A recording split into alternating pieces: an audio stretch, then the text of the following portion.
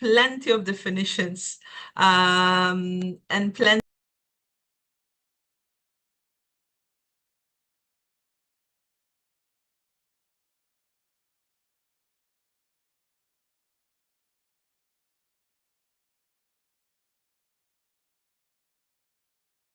I think we lost Shawan. Can anyone else hear her? No, I think she's dropped it. Okay, probably maybe it's her network. Mr. Gabriel, I don't know if you're back, if you can continue the session from where she stops.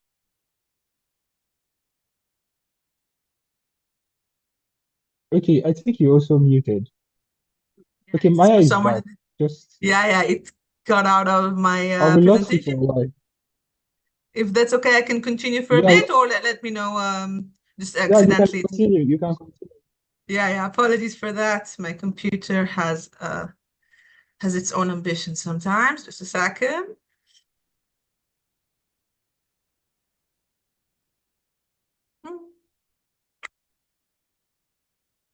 So briefly, there are different types of biases. We have the more statistical biases that are usually a bit more connected to some of the data calculations. Won't go much into that, just for you to have the understanding that we do have different types for what we would say a bias is. We have biases that derive from us, from human conduct and preferences, and there are some systematic biases. This is usually the broader societal norms that impact and feed into certain biases. So the output might be similar in a way. The thing is, for us to deal with these biases, or at least understand them better, we need to understand what was the source of it as part of our mitigation strategy. So this is, again, another, I would say, a pretty good visual, just showing a bit about the connection between the data, product design, and how we're using it, understanding that sometimes we're actually creating discriminatory data because building on us, and then it feeds up into the services and applications that we use in our day-to-day life, and the outputs are actually biased. And this is something that we need to be aware of. And the thing is, of course, to understand how we can actually mitigate this biased practices and outputs by, first of all, awareness, but also by using the right tools to make sure that we know how to deal with them on a more long-term approach. And probably the connection that I think we'll speak a lot about today, but just to kind of show certain human rights, and human rights is a pretty big term, but clearly everything connected to bias also impacts the way that I would say we live as humans, and also sometimes either gives us certain opportunities and rights, but it can also harm and violate some of our more fundamental rights. And when we are speaking about biases, everything connected to the right for our equality, for non-discrimination, our right for privacy, freedom of speech, these are all things that can be hampered because certain groups do not have access to the data. And this is something that is probably the more severe ethical implication of AI biases, because if, for instance, we're speaking about a certain candidate not reaching to a certain position, so there is, of course, the economic implication. The problem is, and the more fundamental one, is the impact on human rights, is the fact that someone does not have the same opportunity to get into a certain position, meaning someone is actually discriminated. And the thing is, it's all kind of programmed, it's automated, and it has some root sources. But when we're speaking about human rights, for us to also know how to protect them, we need to understand better how these biases work, and what are probably the more common human rights that usually will be violated when we're speaking about biases. And this changes across sectors, countries, cultures. But briefly, when we are speaking about biases, these are the more common human rights we'll see as the first one to kind of get harmed. Another, I would say, interesting visual, just of course to try and show different ways of structuring AI. And I think it's an important thing to say. biases are not always bad. The fact that because we do biases, we have biases all the time. We choose certain things over the other. We are not monotonous as humans. The thing is, we really need to be aware of what is a bad bias and what is a positive bias. Because when we are thinking of it, we need to understand what is a different aspect of each object that we're trying to choose. When we are going to the supermarket and I have a bias toward tomato over cucumbers, it's not necessarily bad. It means that I took an informed decision and I have a certain bias, and it's true, I prefer tomatoes over cucumbers, but a bit more seriously, we need to understand whenever this bias is becoming harmful, whenever it's becoming negative. So if myself as a candidate, I want to enter a certain place, and this place has a digital access, but because of my characteristic as a woman, I will not get the same promotions, I will not get the same advertisements. Then it's where the bias actually harms me. It harms my liberty to go into certain places. Very similar to the physical domain.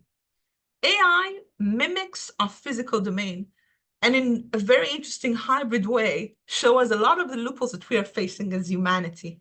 Show us a lot of the problems that we are unable to solve. And the good thing about AI being exploding in the moment is that it actually forces us to look a bit deeper to some of the more philosophical and ethical questions of what makes us different from others, what makes us have the autonomy to decide what will distinguish one over the other when it comes to get certain services, products, etc. And more importantly, how we make sure that everyone have the basic opportunity to get public and vital services whenever they're automated, very similar to what we're seeing and what we're aspiring to do, at least in the physical world. So this is, again, some of the more problematic issues that we're seeing, of course, that impact this digital divide and unemployment and freedom of thought and expression and biases.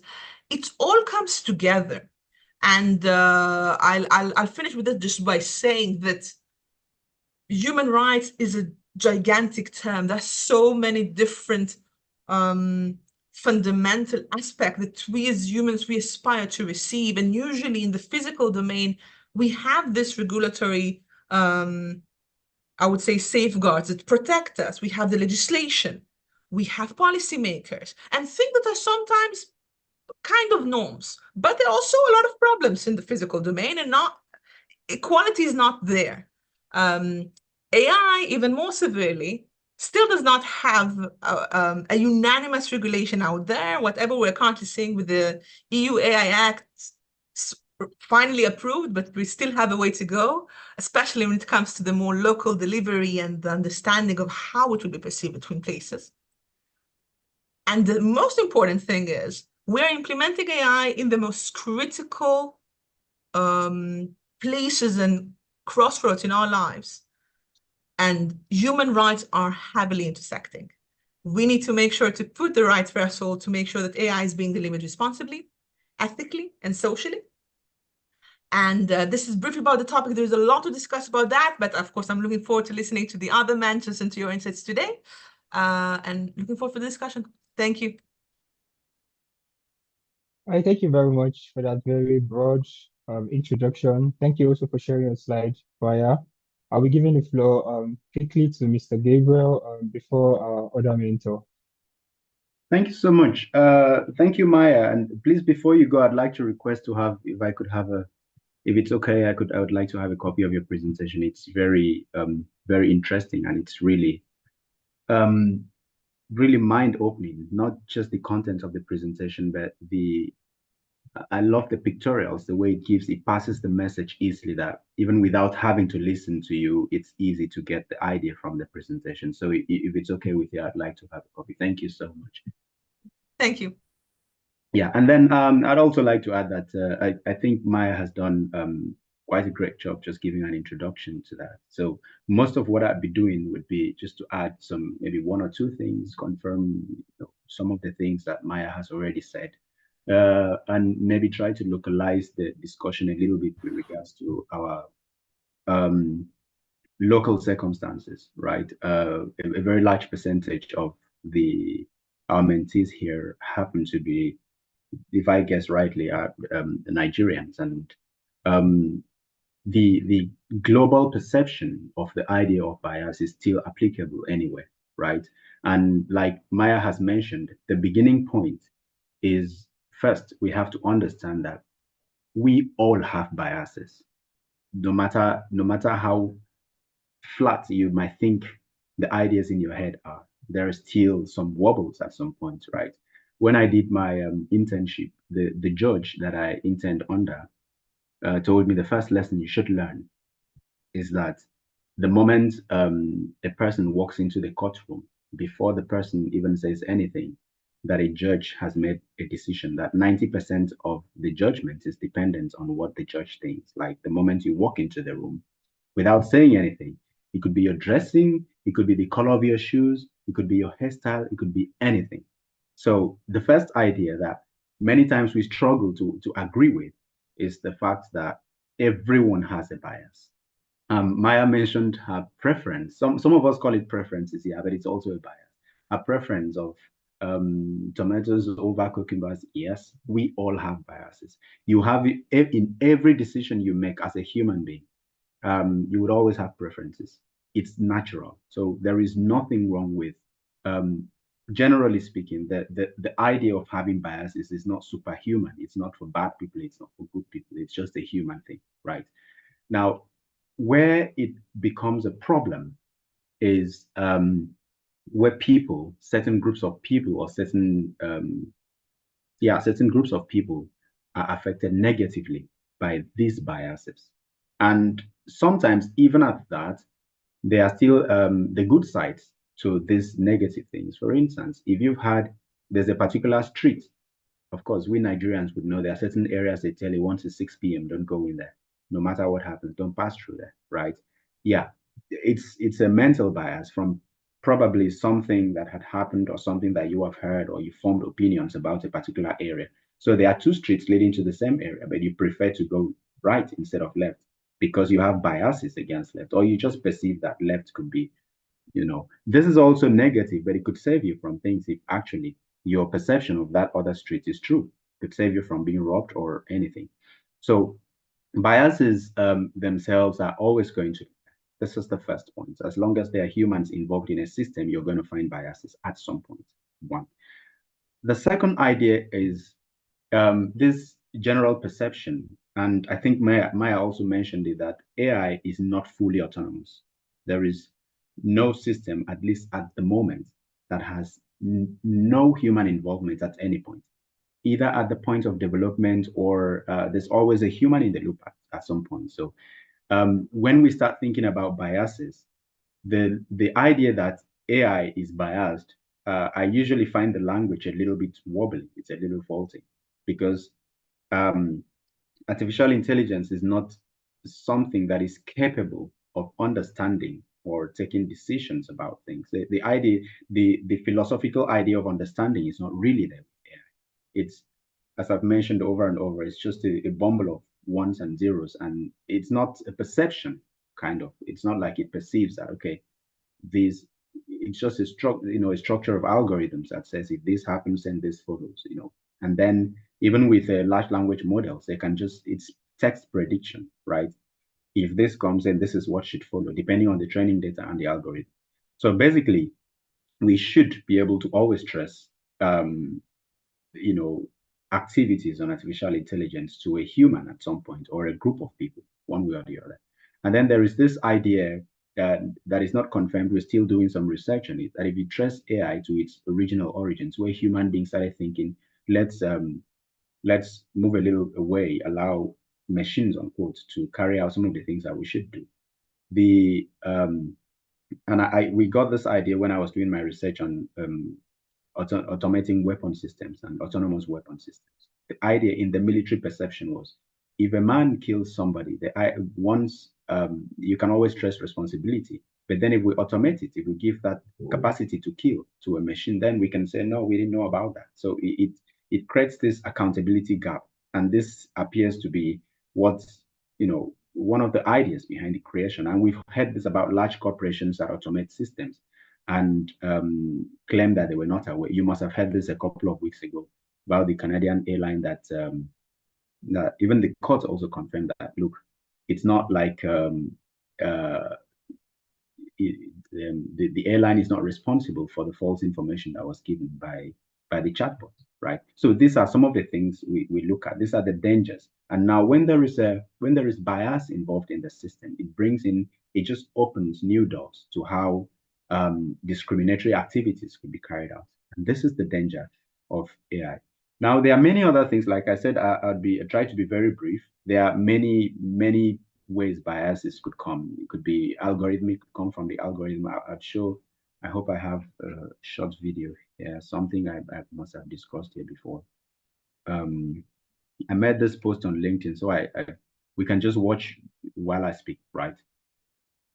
More like the algorithm itself was designed, the structure itself was designed in such a way that there are biases imprinted. So biases could also come from the data that is being used to train the AI systems. We've mentioned here over and over that AI is just data plus algorithms, basically. And then there's a human behind mixing those in the right or the wrong order, depending on who is involved. So I hope you can see my screen. Okay, yeah. Yes, sir. Yes, we can see your screen. Okay, what we have here is I did this myself. It's Python, and I should probably pause it so I can talk about it a bit. I developed just a few lines of code to show how biases could come from the algorithm, the structure of the system itself. And so this is a very simple system. It does not require, at this point, there's no, all that data requirement, data training and all that. So this is more like a ground explanation of how biases could come right from the algorithm, from how systems were built. If you look at this app, first, look at line 6. You'll see if gender is male and nationality is Nigerian, then you give a result. Subsequently, you'll see if the gender does not fall beyond this. Now, this was supposed to be a hiring platform. It's more like the algorithm for a hiring platform. If you're hiring people, you feed your CV to this. Maya mentioned that, and we've had these problems. I think in 2017, an Amazon hiring system showed some of these biases. But in that case, the system was trained more with data from men, so it was a little bit more complicated to get women hired, and that was about the training data. But in this instance, you can have the algorithm itself structured in such a format that no matter how good the person is, sometimes companies, by now you see, I'm running the program, you see the person is male, the person is Nigerian, and the person got the job, right? We run it again, the person is female, and the person is Nigerian, the person didn't get the job because the algorithm says, there's an instruction in the algorithm that the person has to be male, has to be Nigerian.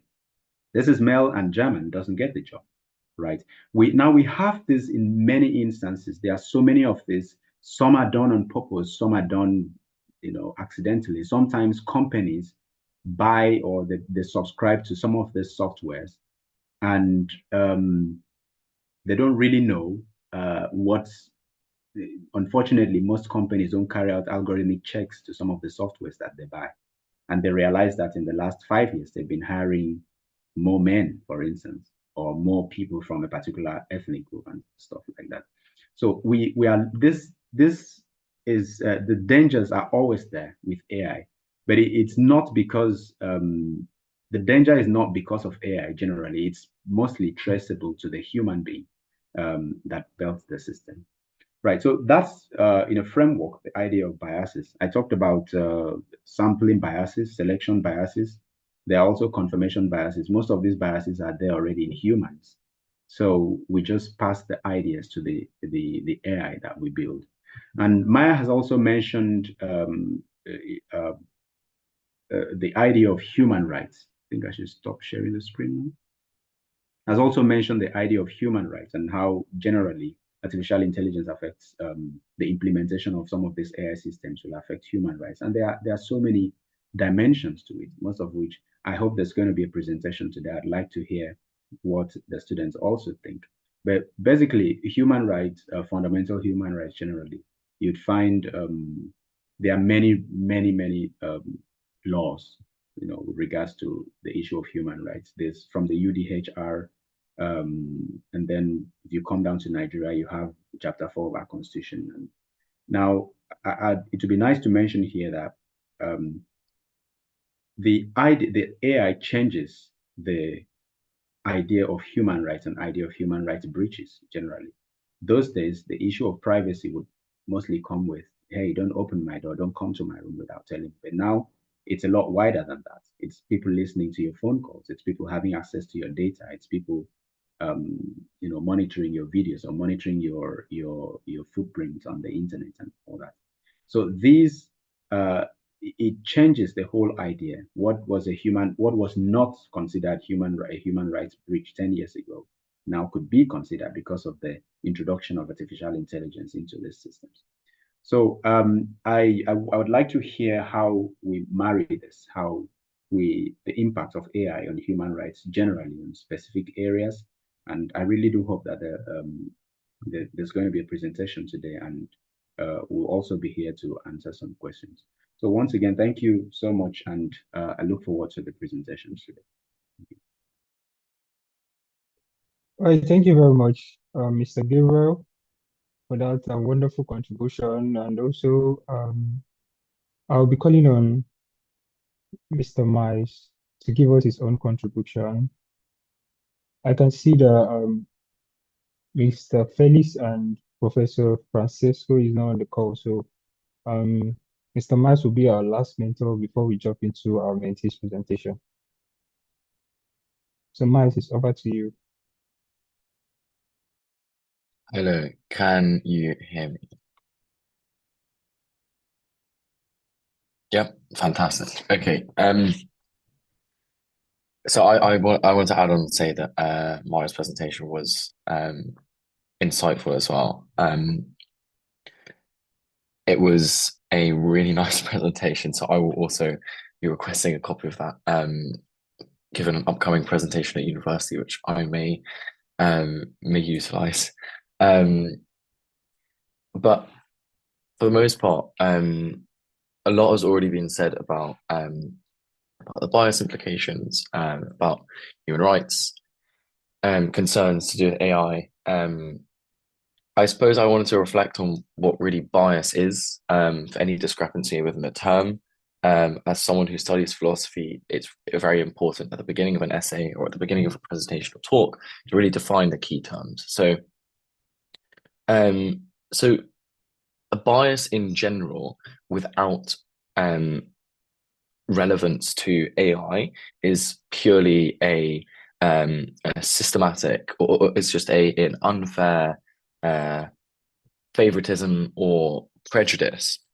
With regard to artificial intelligence, it's a systematic prejudice, and this bias, in the negative sense, is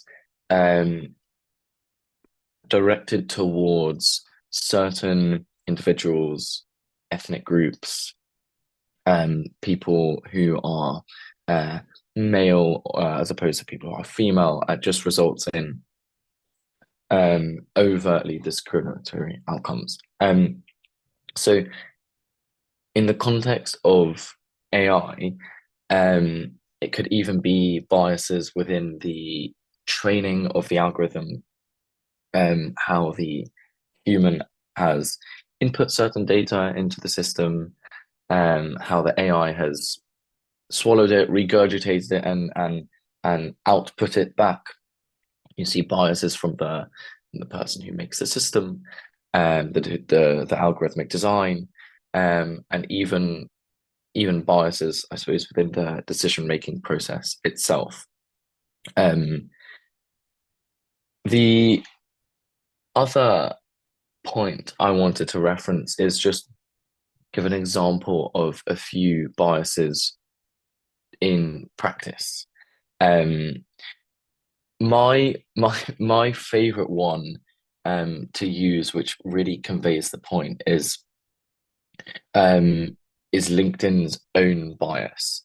Um, I think this was about 2021. They had an algorithm that would whenever there would be an open job posted on LinkedIn, say a job for a policy researcher, a job in AI, a job in, I don't know, a job at a cafe, or whichever job, the AI at that time would seek to open the job offer, and make it more readily accessible to more male candidates as opposed to female candidates, simply because um, males tend to be more aggressive when seeking new roles. And I suppose this reflects just an input output bias with the system maker. So how the AI was created, how the AI started learning. So it just shows another bias within sex that LinkedIn was pushing this narrative. As a result, they had to change their AI model. Amazon too have also had the same issue. They had which tends to be the case with old data sets, which AI tends to rely on, is Amazon was using an older body of data from about 10 years ago to train their new AI models. So all of this data from the past was being used to train this new AI, and already here historical data, which was unflagged, contained biases against women, against people of color, against smaller minority ethnic groups, against people from the BAME community, and promoting male dominance pretty much across all tech sectors and industries. As a result, in the same year, there were 60% male employees at Amazon. So really, the bias was reflected. Touching on what Gabriel also mentioned about about when he was interning at or with someone, and the judge mentioned that everyone has a bias. I too would probably disagree with the term preference. I don't really agree with any idea of free will, so I don't think preference is really a choice. It denotes the choice between two things, or more. But when I'll use this example, I'll use my example. When a teacher walks into a lecture room, they come with their own teaching materials. They come with their own personal interests in what they want to teach their students, how they teach it. This is a bias. This bias originates from the people that they're surrounded by, maybe a behavioristic conditional doctrine relating from their family or prior experiences or environment. So that's a really key thing to outline, is the fact that everyone has a bias. As I said, I tend to disagree with the term preference, but everyone will promote their own subjective bias based off anything really. The last bit of today was referencing human rights implications to do with AI. So the main issue with this is, at least I find, is the fact that AI can violate privacy and two key ethical issues in AI, which is privacy and autonomy. And if violated, you encounter human rights implications within AI. The example of this was was facial recognition technologies in the States, were they were being used in airport check-in desks and were being used all the way around the tops of the airports that would check on people that would be entering and through security at the gate and everything. And it was these systems that were going through security, the cameras, the technology that was being used by their own formulated AI, which led to vast mass surveillance concerns and just eroded people's passengers' human rights, as it was flagging people with darkest colored skin who were passing through security, and they were the ones being searched more and questioned more simply because of a system of an algorithmic bias that was just flagging up someone based off their skin color, as opposed to white people who would pejoratively just walk straight through security and wouldn't encounter the same issues. And yeah, the last thing is within healthcare.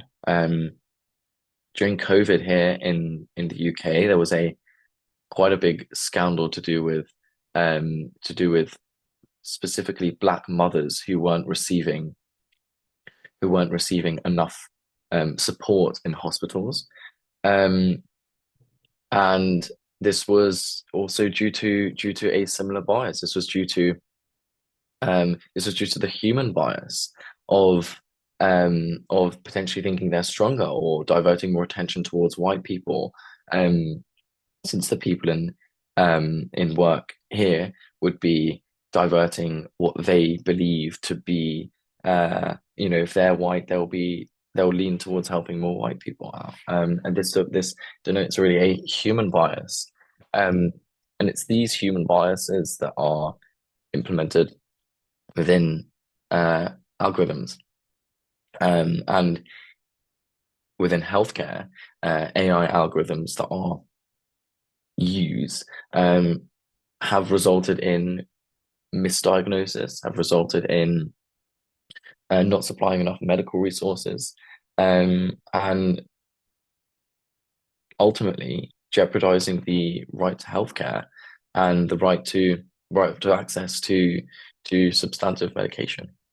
And that concludes my presentation there. But I want to stress that like the last point before I finish up is that, as Gabriel mentioned, is not only does everyone have a bias, but it's this bias that's inputted in AI and in algorithms, and then either this bias is advanced, and where we encounter a plethora more of issues, and it's as a result of human bias, which is natural due to human fallibility.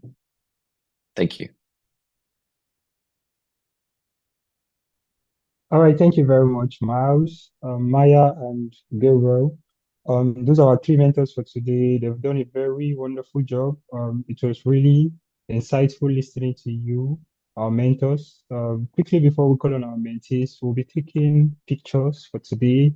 I know we are all familiar with this process, so I would encourage everyone to put on their videos. I will quickly take few snapshots for our social media accounts. Yeah, kindly smile for the camera while you do that and look sharp. Yeah, thank you very much, everyone.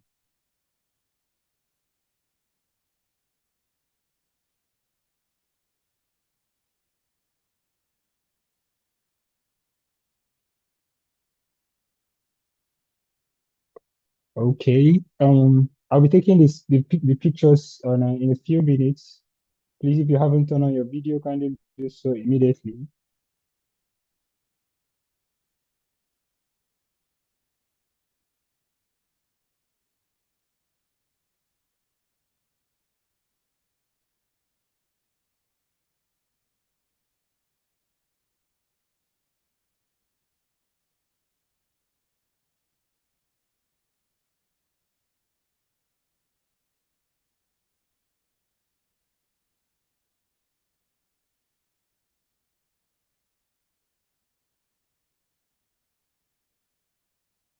All right, thank you very much, everyone. They've turned on their videos. I can see Juliana is smiling. Thank you very much. Okay, we'll be calling on our mentees right now. I hope we've all listened attentively to our mentors, and I also hope that we have questions because after the mentees presentation, we'll be given the platform to ask our mentors some of our questions, personal questions regarding the topic for today. So I mean to understand we only have one presenter for today, so I'm calling on the presenter to step in right now. And the person of Samuel Chuku. Samuel Chuku, if you're on the call, it's over to you now.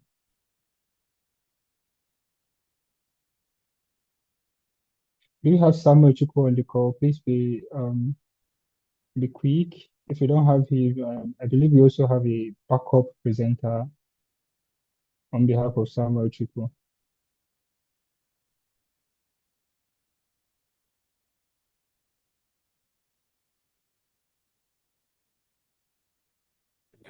Hello, can everybody hear me? Yes, we can hear you. Okay, so am I to turn on my video now? Yeah, you have to turn on your video and also share your PowerPoint Okay, yeah, presentation I while sent you. my slide to Williams. I don't know if he can help me put it on. Okay, thank you. Yes.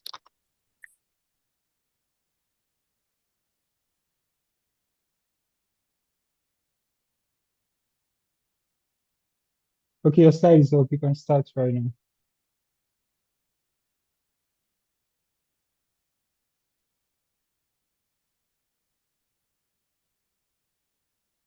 I don't know if you're talking, Samuel, or you're muted, so you should know that. Okay, good afternoon, everyone. Yeah, good afternoon. Yes, I don't know if you can see me. Can everybody see me? We can see you and we can hear you. Okay, yes. Good afternoon. It's a pleasure to be here. My name is Samuel C. Chuko, and in the next few minutes, I'll be speaking not just for myself. I want you to imagine the members of Group 2 in the artificial intelligence sector of this training. And my role is a simple one, to give a very brief expose on the topic of safeguarding human rights in the age of AI. And of course, I would not deny the fact that even as I speak, I don't know, can I have, is my slide up? Yes. Yes. Thank you. Yes, your slide is up. Thank you. So within the next few minutes, I will be discussing the topic of safeguarding human rights in the age of AI. Sorry, please. I don't know. I'm having. Excuse me.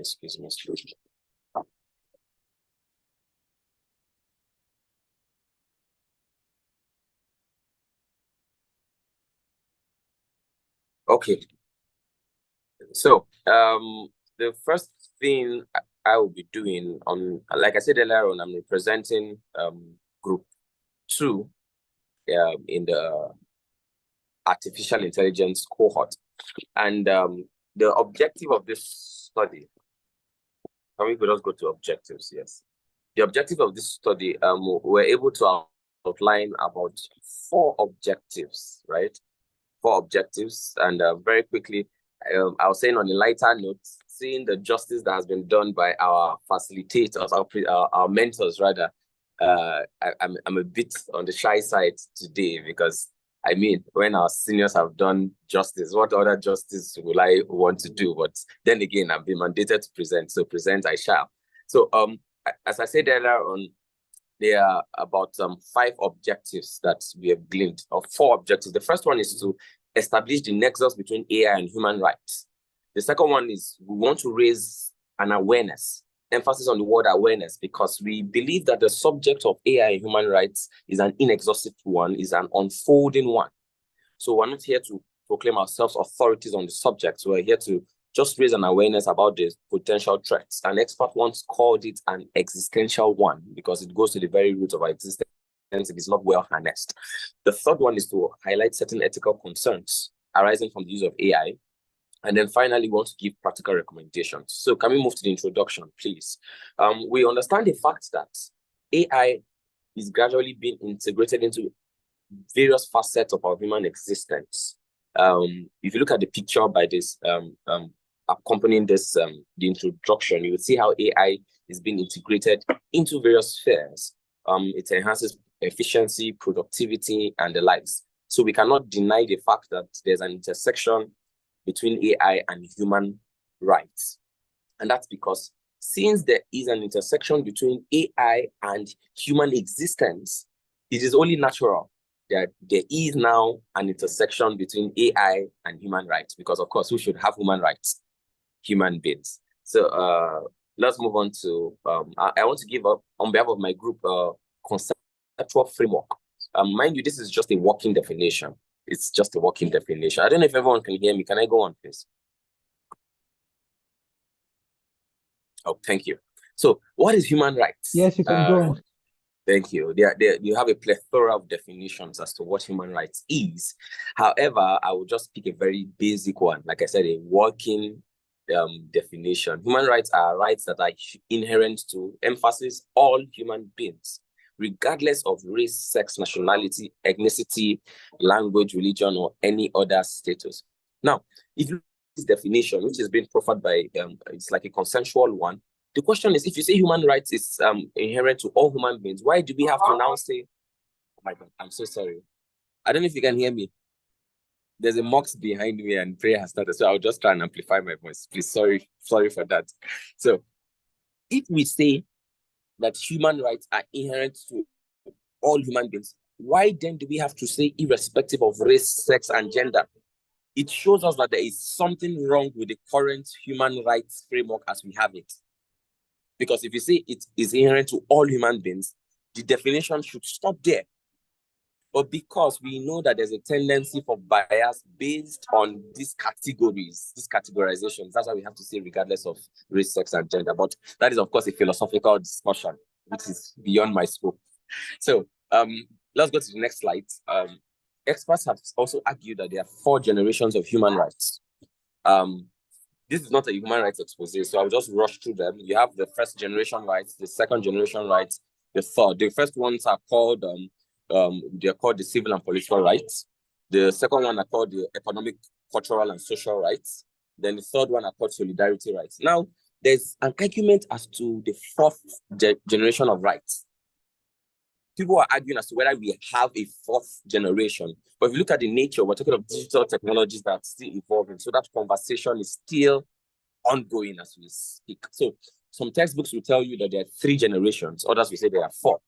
Whether there are 3 or 4, my own take is that these are human rights and these should be respected. So let us look at the next slide. Sorry, I'm trying to beat my time. The next slide has to do with the regulatory framework for human rights. Are we on the next slide? So regulatory frameworks, there are lots of them. So for time's sake, I can't read them one by one. But we know that you have the Universal Declaration of Human Rights, which is the very first major human rights legislation on a global scale. If you look at the picture by the right, you will see that was the pioneer of that declaration. She's none other than the wife of the then president of the United States. Okay, not the then. I think he had passed on by them, Franklin Delano Roosevelt. That is Eleanor Roosevelt, and she's one of the champions of human rights. In fact, the one that pushed for the signing of the Universal Declaration of Human Rights. You can see her proudly holding the child of her own conception. So that said, let's move on to the next slide. What is AI? Of course, the first thing that we all agree about AI is the fact that there is no generally agreed definition of what AI is. So the experts have a consensus about the fact that there's a lack of consensus as to the definition of what AI is. However, to give it a working definition, Marvin Minsky, who is one of the AI founding scholars, in the likes of Alan Turing and the rest, would say that it's the science of making machines to do things that will require intelligence if done by men. And from a human rights perspective, it's men and women, of course, right? Someone once joked that when the founding fathers of America drafted the Declaration of Independence in 1776, they said, and I quote, we hold this truth to self-evidence that all men are created equal and they are endowed by their creator with inalienable rights. Because someone once said that when you say all men, you're excluding women. So if you're going to quote that now, you should say all men and all women. And of course, all rights, all persons that fall within those categories. So that said, let us move quickly to note that there's a crossover in AI between the fields of computer science, psychology, neuroscience, cognitive science, philosophy, linguistics, probability, and as we speak, law. So AI is a multidisciplinary field that cuts across various phases of human endeavor. So let us jump to AI and human rights. What then is the issue between the intersection of artificial intelligence and human rights? What is the issue? And I think our mentors have done a very wonderful job to highlight certain issues. And for time's sake, let me just move very quickly. The first issue is one of algorithmic bias and discrimination. I remember one of our mentors mentioned how AI is being strategically used to exclude certain people. One thing we take for granted is the fact that these machines are being trained by humans. You have concepts like deep learning, machine learning, and all. And so it's easy to use these codes. Before I forget, most people confuse AI with robotics. We forget that robotics is just part of the disciplines or part of the facets which AI has penetrated. AI can be, it's most times, there's a software component and there's a hardware component. So it's very easy to instruct the algorithm to exclude certain groups of people. And that is a human rights concern. Because when we talk of exclusion instead of inclusion, then that is a human rights concern. Another issue is the issue of privacy and data protection. Of course, we have different types of AI. We have artificial narrow intelligence. We have the AGIs, and most of these AIs, especially the ones that have been built for the 21st century, or the ones that are being produced at the moment, have a level of penetrating even the most secret of codes. For those who are conversant with history, you must have heard of the Enigma code breaker that the British had when they were fighting with the Germans. And I deem it bold to say that AI can break codes that are even more secret. And this raises issues of privacy and data protection. How safe is our data? There are those who have argued that the government has the right based on security concern and consequent upon the utilitarian theory of Jeremy Bentham. For the greater good of people, you can break into people's privacy. However, from a human rights perspective, if we're not careful, we might go back to the age of 1984. I mean, the novel by George Orwell, where the government became a police state and Big Brother started watching its citizens. I do not think that is what we want, but that is in fact an issue. Please pardon my speed. I'm trying to wrap up within time. The third thing is the issue of surveillance and mass monitoring. It has been shown that certain CCTV cameras that have been endowed with AI can in fact monitor a certain race or group of people. So if someone commits a crime, the CCTV can be trained by code to think that it was in quotes, I use this word carefully, a black person. All right. So that's an issue. The fourth one is the issue of freedom of expression and information. I think that's self-explanatory. In an era of fake news, we know that AI, okay, I can see the wave. We know that AI plays a role in the area of, we have deepfakes. And now that we have the metaverse, we know that AI will play a very important role in the metaverse. So you have user avatars that can be created for the sole purpose of misinformation. That is a human rights issue. So employment and labor rights. As AI gets more sophisticated, many jobs will go. And these rights fall under the economic, cultural, and social rights. What happens to those people whose jobs will be declared redundant by AI, causing a massive ripple effect on the livelihood of others who are tied to them as breadwinners? The next one is access to justice. And we take this personal because I'm a lawyer. And as lawyers, we know that if AI is used to manipulate the system of justice, the scale of justice cannot stand on its own, because when things fall apart, the center will not hold. Number 7, digital divide and technological exclusion. I think I've touched on that, so please permit me to go to number 8, which is autonomous weapons and armed conflict. The truth is that we know that there's a digitization of armed conflict, but now we're getting to the point of not just automation, but a point of intelligent automation, which would lead the world to the brink of nuclear warfare.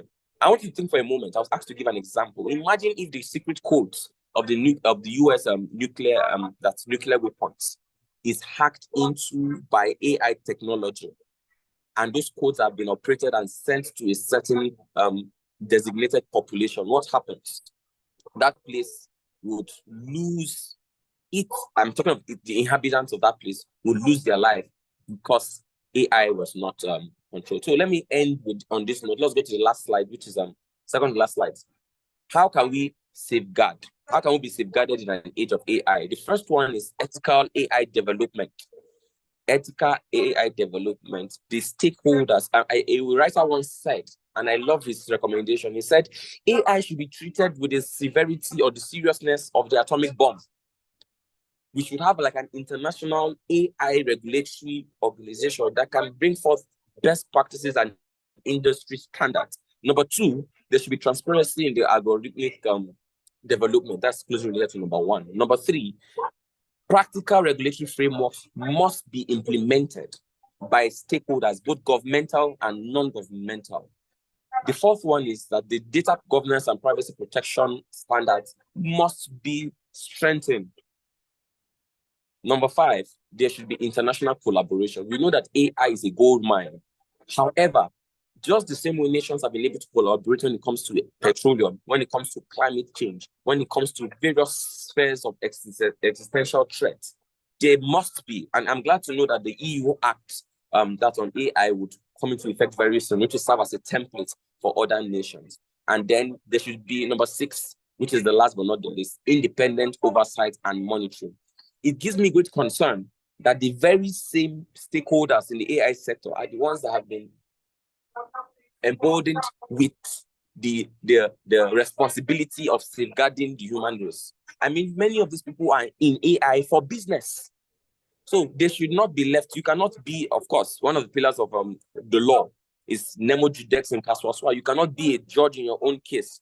So we cannot leave the job of oversight to the very same persons who are in the business of developing AI. We need independent oversight and monitoring. In conclusion, we noted as a group that the safeguarding of human rights in an age of AI is indeed a collective responsibility. The great Martin Luther King Jr. once said that injustice anywhere is a threat to justice everywhere. We are caught in an inescapable web of mutuality, in a beautiful symphony of brotherhood. What affects one affects all. It is a collective responsibility from the government, from non-governmental organizations, and even from citizens like myself, and which is why this training is very important. There must be a concerted and unified effort to ensure that technological innovation aligns with ethical principles, democratic values, and promotion of human dignity and well-being. Last slide from my robotic friend here. I want to say a very big thank you for listening to our Group 2 presentation, and thank you for having us. Thank you very much.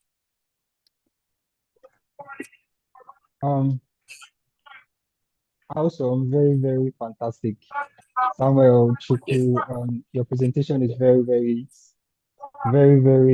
insightful, very bold. I like the way your slides, you speak to your slides, the way you explained everything. I also agree that I would also think that our mentors would also agree to that. I'll be giving our mentors few minutes to just comment on your presentation, if there's any correction, if there's any contribution they want to make before we hit the question and answer section. Ms. Maya can go first, then Mr. Gabriel and Miles. So Samuel, it was a fantastic presentation. Really like the insight. I think that you definitely covered different aspects of the topics. Really like, I mean, you showed the theoretical. I think he just dropped from the call. To continue, or I think you might want to. Yeah, you can continue. Okay. I think that the more I think interesting and complex part of the presentation touched a bit more on the collaboration and the need for more collective action. And I think especially when we're speaking about biases, it's something that we're missing. And I feel that the reason behind is that we're still unable to reach a consensus on how we are treating biases, what are the dynamics that we're trying to see. There are not so many collaborations on AI. There are a lot of declarations and calls to try and foster this more. And of course, there are some topics that we will all have this kind of agreements, but because we are so behind the regulations, we are so behind with everything connected to creating this kind of common mechanisms responsible for the delivery, the definitions, and the assessments, the act of collaboration in AI sometimes become very problematic. So currently, like there are some very interesting advisory groups with the UN. They are the one that I'm also part of. But I think this is something that we need looking forward, but there are a lot of complexities because of the arms race and generally the definition of sovereignty across countries.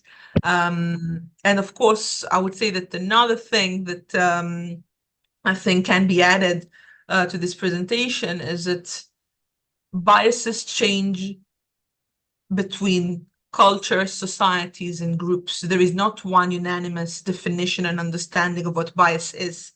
And that's the problem in a way. It's also an opportunity. I think that's always good to understand that bias is not a devil. It's something, again, it's quite human to have.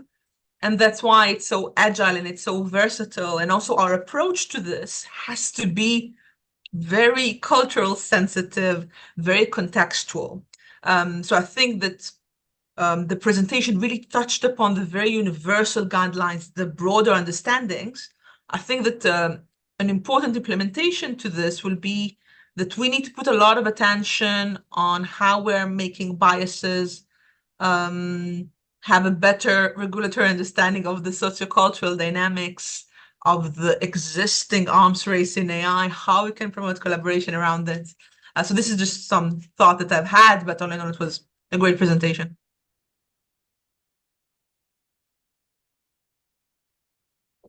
All right, thank you, Maya, for the contribution. Mr. Gabriel can go next on contributing Okay. to.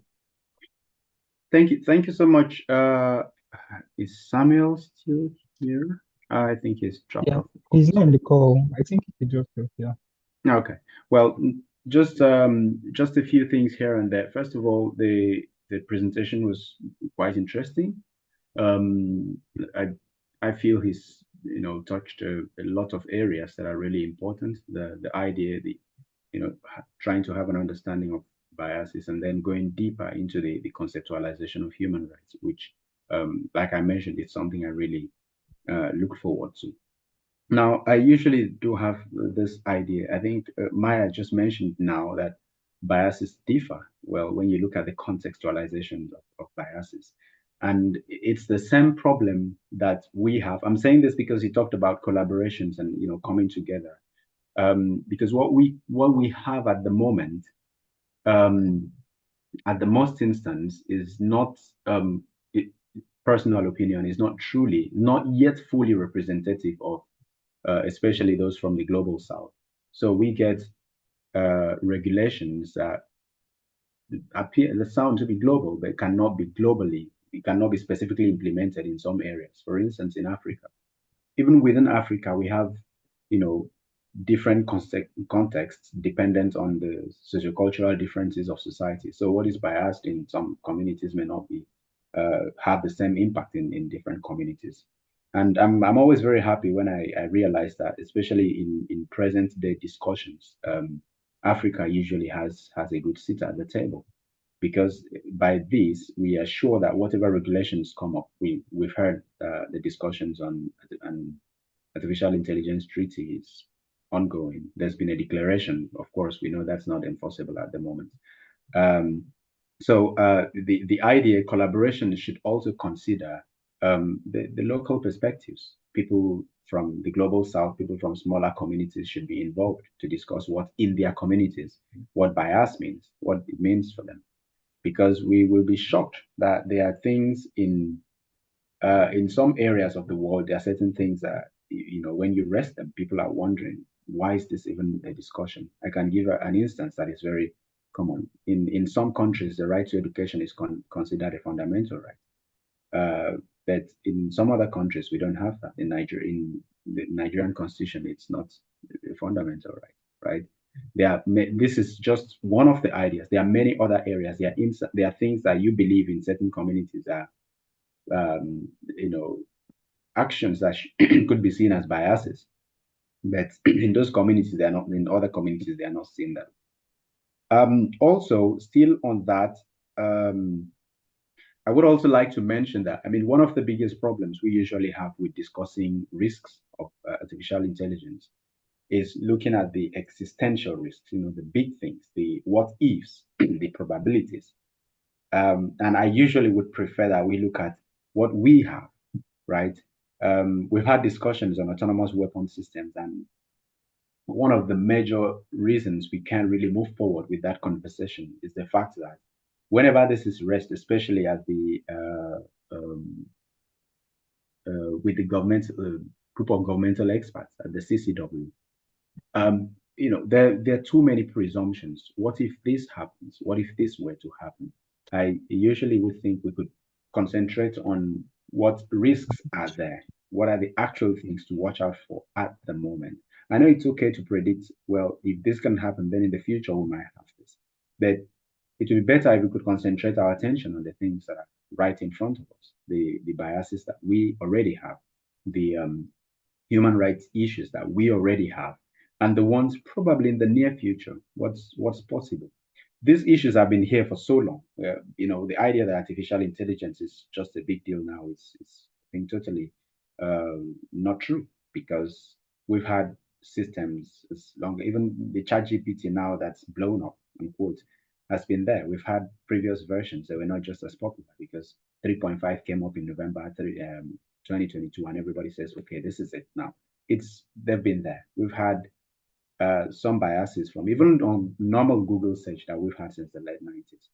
So I think it's best to keep the discussions around the things that are not really out of scope at the moment, are not really imaginations. These things will come to pass in the long run. But if we don't solve the ones that are in front of us at the moment, we are likely not going to be able to prevent some of these so-called existential risks. What could happen where weapon systems are automated and all that and all that.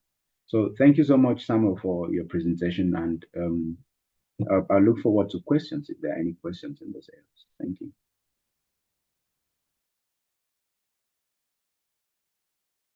All right, thank you very much, Mr. Gabriel, for contributing to Samuel's presentation, and also Maya. Lastly, I don't know if Miles also have any contribution before we move on to the question and answer session.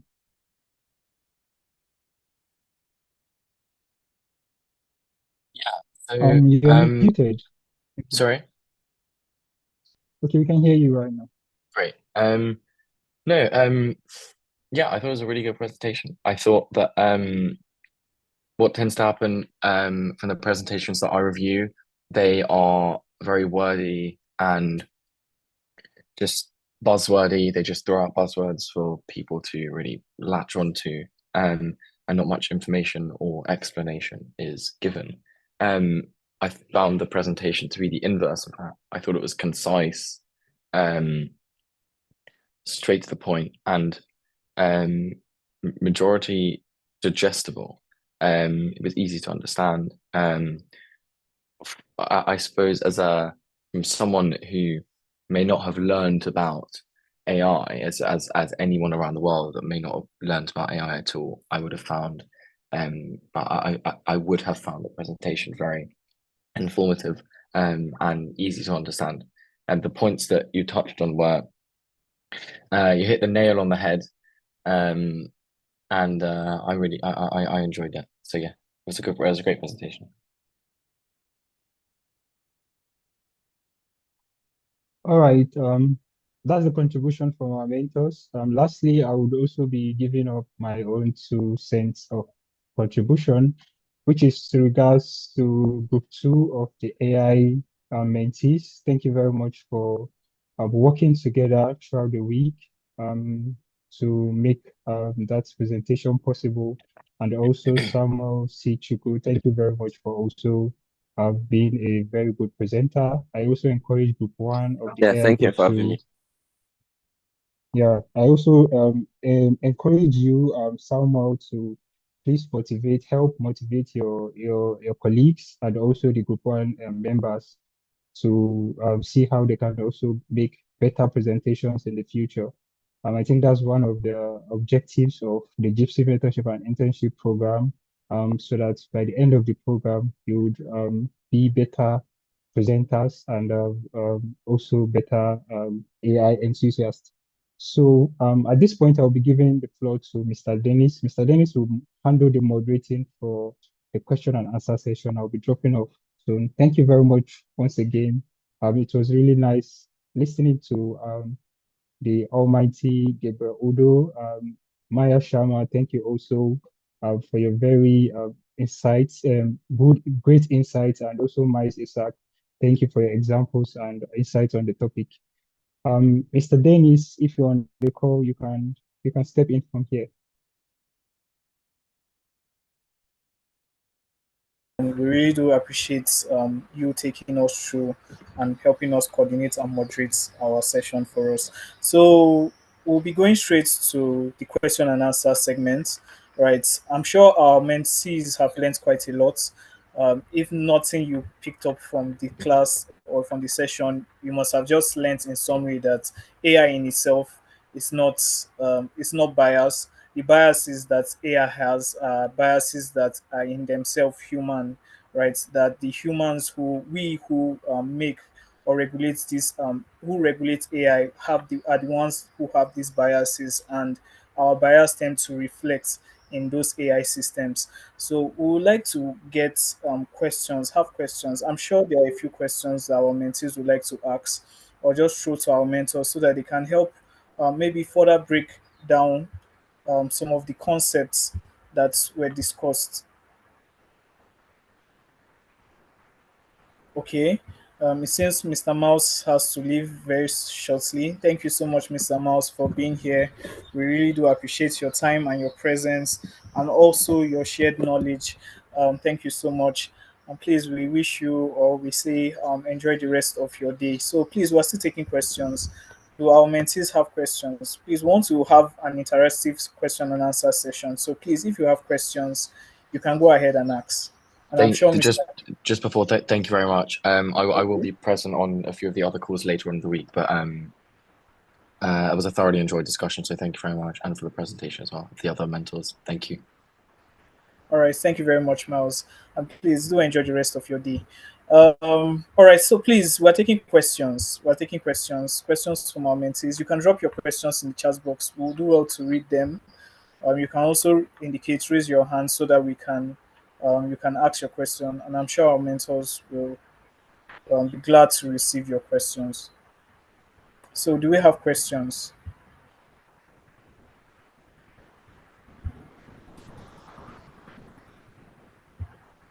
Do we have questions from our mentees? Based on the research that you people have made, are there things that are unclear that you would like to gain some form of clarity on? Okay. While we wait for our mentees to drop or ask their questions, I think I'll be putting out a question to our mentors, and this is just generally to still ask that saying that the AI systems in themselves are not autonomous, they are not self-regulated in that sense, and that with time AI in itself doesn't independently yeah, it does independently learn, but will a time come where we will see AI now like having or be more generative in its own thought process, where it can now begin to form its own opinions on subject matters and thereby not just have human biases but also have its own biases? Do we see that happening with AI systems? I don't know, Mr. Gabriel, please, would you like to help us with that, sir? Well, thank you for the question. It's from a very personal perspective. I've been in software development and then also into AI for quite a while. I do not really see we're going to have wider extents of learning, machine learning is really an improvement to technologies generally, or to artificial intelligence and the availability of big data. But from here, I do not think we are going to get to the point where artificial intelligence is capable of thinking on its own, right? We're going to have larger data sets, wider algorithms, more complex systems, deeper black boxes, and all that. But I don't personally think there's going to be a point where machines can think for themselves, can have opinions. We're going to have a greater level of autonomy. You know, the technology is going to be kept farther away from human intervention, but we're still going to have a human at the point. That's why the idea of accountability is very important. We should always be able to trace the activities of AI to a human being somewhere.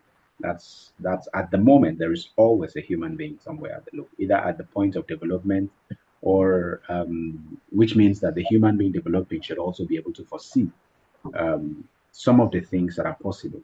I know we have black boxes, but then there's also the idea that I should be able to foresee what this system is capable of learning and what is not capable of learning. And there's also the need to have some guardrails so that it prevents certain, there are certain extents, certain activities still in the part of machine learning. You can't just leave AI to learn everything or anything. We've started having risks of AI explaining to people how they can build bioweapons and all that. And at the end of the day, you can't still say that it's the AI system that is able to think. No, it's gathered such information from training data, whatever it's been fed with over the period of time. So personally, I don't think we're going to get to that point where, okay, the machine is now fully autonomous. We had supercomputers, but we are not going to have this super intelligent AI system. There's going to be a lot of disconnection from the human entity, but certainly we're still going to be able to tie to the human being at some point. So that's what I think. Thank you very much, Mr. Gabriel, for helping us with that question. I think one of the presenter, while doing his presentation, was saying how that, or in a suggestion he made was that there should be an independent, more like an independent watchdog that regulates AI systems, that is in charge of regulating AI systems and what AI system can do. So I want to ask Ms. Maya if that would be possible, right? At the UN level, do we have this kind of agencies at the UN level, or these are just cut across amongst continents like the EU, but do we have that like at the UN level now? Like a watchdog that regulates or is in charge of AI, that regulates AI now? So we do have several regulatory initiatives, I mean, at the UN level, also at the national level. The thing is, I mean, the more recent ones, which I guess got a lot of coverage, is the EU AI Act. It was again consolidated by the European Union, with a lot, of course, of like the biggest mind to try and consolidate like what are the best practices to regulate AI, the different tools, understanding how we're addressing disinformation. In the UN, we definitely have some organizations that are leading some, I would say, guiding principles. I'm part of one, connect a bit more to the OECD. There is, of course, the UN Advisory Board that is, I would say, pretty new. But if we're speaking about the international level, I think that the most rigorous document that has been approved is the EU AI Act. The thing is, it's not international enough. It's still pretty European centered, which is the biggest problem. What we are currently seeing a bit more, there are a lot of strategies, national strategies of countries on how to implement AI. But the fact that the EU AI Act is approved is a good sign, because from here we can continue and create different versions of delivery, strategy, etc. I do hope that different than the privacy regulations of the GDPR that remain still very European, and there are not enough variations outside of Europe. I do think that with AI, we will see more localized versions of regulation. We are still behind. That's why we're seeing much more, I would say, product designs and less prohibitions in terms of the regulation. But the UN, of course, is pushing towards it. It's still recommendations, it's still advisory. Also, the current regulation of the EU, it's still, it's not mandatory in all places. So I think that what I hope to see looking forward is perhaps, again, the more local versions of it, either mandated by the UN or by some local agencies, and trying to turn some of the national strategies of AI into something that can be perhaps a bit more mandatory, guiding, have some different context and use cases, because we are kind of missing on these aspects. So these are very exciting times because we are defining and designing a lot of things, especially in terms of the regulation. The problem is the technology doesn't wait. So we have this regulatory void, don't have enough specific and localized regulation for AI across the disciplines, but it's in discussions. A lot of things are happening, of course, with ChatGPT and a lot of other development with AI. So I tend to believe that in the next coming years, we will see more local versions, and also I would say the transformation from the more advisory role of the UN currently into something that can be more localized, more practical, and giving developers, practitioners, and policymakers more concrete tools on how to use AI. So as per your question, it's still very initial, but hopefully it's something that will grow as we continue and the discussion will grow more about this topic. Thank you so much, Ma, for helping us answer that question. We're still taking questions from mentees, right? So please feel free to ask your question. Judah Shaba, if I got your name correctly, you asked a question on the chat box saying, "Good day, everyone. My question is, what steps can we take to improve data security, and what information and access permission is safe enough to guarantee AI to grant AI such as ChatGPT?" Mr. Gabriel, I'm sure you had that question and you can see it on the chat box. So do you have an opinion Yeah, on I'm this? just reading through the question, trying to make sense of the second part. First of all, having to improve data security is it's a very technical thing, right? It's you hear issues like using multi-factor authentication and having encryption on data and all that and all. But that's the more technical thing. I usually and I think this would also answer some of, I hope I can answer also the second part of the question. First of all, we need to be cautious what data we feed to large language models, because it's part of a training process. Whatever information you have there it's near impossible to decipher what information it's taken and what it has not taken, right? So the safest option is not to have information, anything you don't want to have, any sensitive information, for instance, any data you don't want to be out there in the open, then don't even feed it, right? So when we talk about issues like access permission and when it's safe enough, it depends on what you're trying to grant it access to, right? If you have sensitive, we heard this last year with some Samsung staff fed some information on ChatGPT and the information went out, right? So we're going to have this kind of issues. It doesn't really matter what, well, to an extent, what access permissions you've granted or what you've not granted. The best idea is, first of all, to be cautious with feeding sensitive information or any kind of data that you wouldn't want to be out there in the open, right? We also, of course, with sensitive information, if you have to pass it through, sometimes you could use data encryption techniques. I mentioned encryption, use some very strong encryption algorithms. these are very good management practices. If you're passing data, sometimes you encrypt it for security. You could also, there's also the issue of access control. But like I said, these are very technical areas, right? That would require a lot of technical information to get into. What is, general knowledge? What everyone should know now is be careful of what data you put out there, especially for those of us that have um, all information on social media. Right?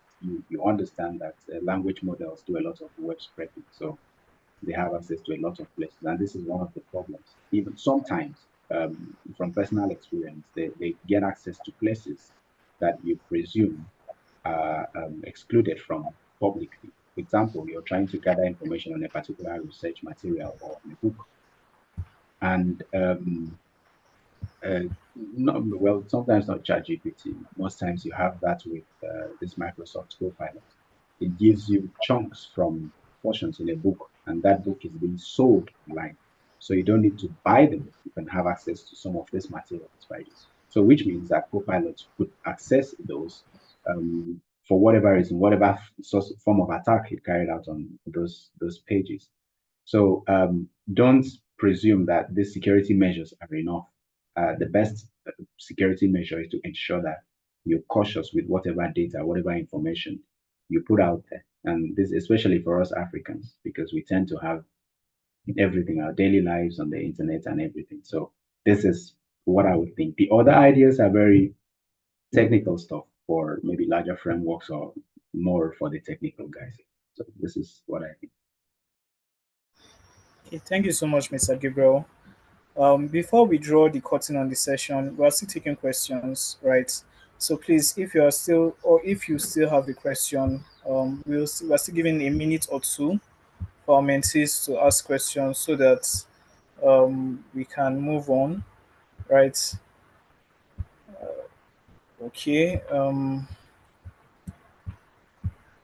pretty sure today's session has been very educative and very insightful for all our mentees, including I myself. So okay, Simpson. Okay, okay. Thank you very much. Thank you, Judah. Thank you, Judah. Okay, in the absence of any question, we'll be calling it a wrap for today's class.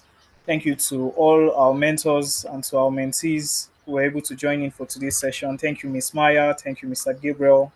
Thank you to Miles in absentia. It's been a wonderful time. It's been a wonderful an hour, 45 minutes here together with everyone. And I would look forward to having us in subsequent sessions. Ms. Maya, we look forward to having you in subsequent quarters if that will be possible. Thank you so much for your shared time, your shared knowledge. They are invaluable, and we truly appreciate everything you've done for us in these two sessions that you've shared your knowledge with us. We're really, really grateful. So thank you, sir. Thank you also to Mr. Gabriel. Mr. Gabriel is always here with us, session after session, session after session. So we really appreciate and we don't take for granted everything that you do for us. Thank you to our mentees that joined in for the call. We look forward to having better presentations from our mentees. I think we still have two sessions to go on the AI class.